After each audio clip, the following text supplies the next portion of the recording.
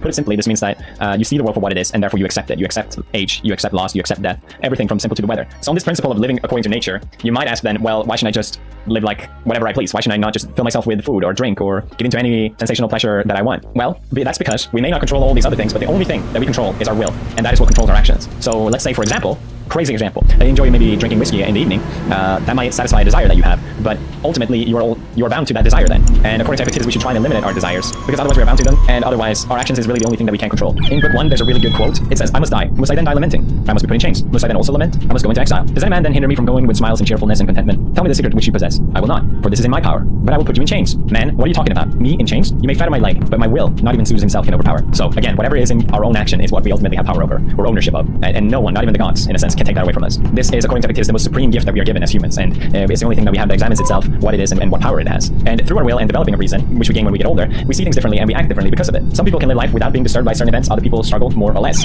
And what action we take through an event is through our opinion of that thing. He gives the example here of Achilles. This then was the cause of Achilles' lamentations. Not the fact that Patroclus died, since other people don't carry on so when a friend or companion dies, but the fact that he chose to lament. So this example is from Homer's Iliad, where Achilles lost his best friend Patroclus. You may have heard of, you probably know Achilles already, and he's famous for being this ultimate warrior, and the only weakness he had was his heel. But I guess you could say that according to Epictetus, his weakness wasn't his heel, but his opinion that was his fault, because his view on death was not according to nature. And he gives another great quote that sort of ties into that, because I recognize this might seem very harsh or crude to impose on someone's view on death, but he says, you wish for these things in winter, you are a fool. So if you wish for your son or your friend when it's not allowed to you, you must know that you are wishing for a fig in winter. For such as winter is to a fig, such is every event which happens from the universe to the things which are taken away according to its nature. And further, at the times when you are delighted with a thing, place before yourself the contrary appearances. What harm is it while you are kissing your child to say with a lisping voice, tomorrow you will die, and to a friend also, tomorrow you will go, or I shall, and never shall we see one another again. Again, according to Epictetus, anger and sorrow are just emotions that will not help us through life, and it's not to suppress these emotions and sort of hold them in, but it's rather by seeing things for what they are, you accept them instead of trying to fight it or bargain with it. Arguing against nature is something that you do as a child, because you haven't yet developed that reason, and only a child would ask for a fig in winter. A Stoic is always aware of death. They sort of live, I guess you could say,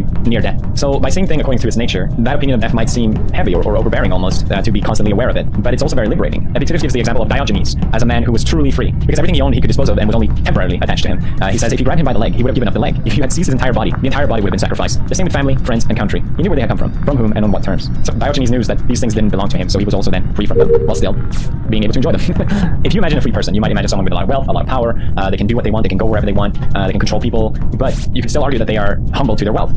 Money can give freedom, but they can also bound you to it, and then ultimately, in that same sense, being a slave to it. Because if something were to happen with it, and if you're awake at night worried that something might happen to all the money you have, you then also don't have an opinion according to its nature, and you are also not free from it. Epictetus himself was a slave during his life, so he must have thought about this a lot on the theme of freedom. I think he knew that his opinion was not a popular one. He says that if you tell someone that they are just as enslaved as someone sold to captivity, don't expect anything but a punch in the nose. And I think it's a reality that we don't like to admit. We prefer to see ourselves as free individuals, even if it might seem like we are, but in general, we are all bound to certain things. So from a Stoic sense, you are not. We sometimes even let our actions be bound to not things, but the opinion that other people have of it. Maybe you pick your job or your school or your partner through opinion. Aren't you a slave to other people's opinion then? So according to Epictetus, you can be a slave, but still be a free man, as long as your actions are free and as long as you're not bound to anything. That's what really makes the difference. And I think that's a hopeful and liberating view on the world, I would say.